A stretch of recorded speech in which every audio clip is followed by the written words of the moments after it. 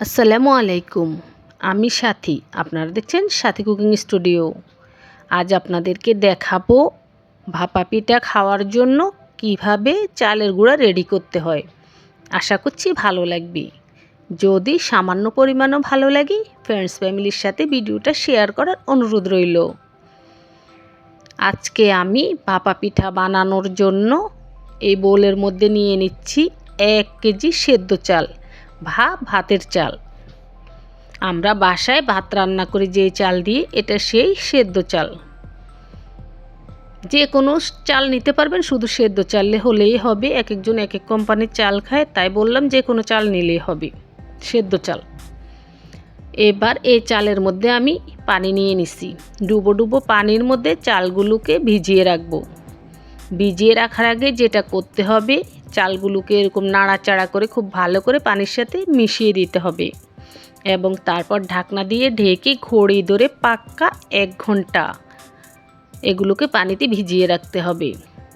1 ঘন্টা ভিজিয়ে রাখছি, দেখুন 1 ঘন্টা শেষ। এরই মধ্যে সেদ্ধ চালগুলো খুব ভালো করে ভিজে গেছে। 1 ঘন্টার বেশি কিন্তু রাখা যাবে না। তো 1 ঘন্টা পরে দেখুন আমি এখন চালগুলোকে খুব ভালো করে কষলে নিচ্ছি এবং তারপর ডুবো ডুবো পানিতে পরিষ্কার করে এই জালিতে করে ধুয়ে নিচ্ছি। এরকম একটা জালিতে ধুয়ে নেবেন। চালে অনেক সময় কিন্তু বালু থাকে, বালু থাকলে চলে যাবে।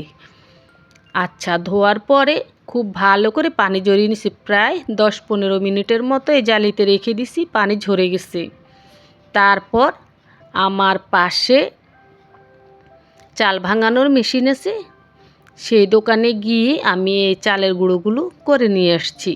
চালের গুঁড়া করার আগে ওনাদেরকে বলতে হবে যে আমি ভাপা পিঠা খাবো, ওনারা সেভাবে চালের গুঁড়া ভাঙিয়ে দিবে। আশা করছি সবাই বুঝতে পেরেছেন। আচ্ছা, যাদের আশেপাশে চালের গুঁড়ো ভাঙানোর মেশিন নেই তারা কী করবেন, তারা চালগুলো ভিজানোর পরে যখন পানি ঝরিয়ে নেবেন, একটা সুতির কাপড় দিয়ে চালগুলো খুব ভালো করে মুছে নেবেন এবং তারপরে ফ্যানের নিচে দিয়ে 1 থেকে 1.5 ঘন্টার মতো শুকিয়ে নেবেন।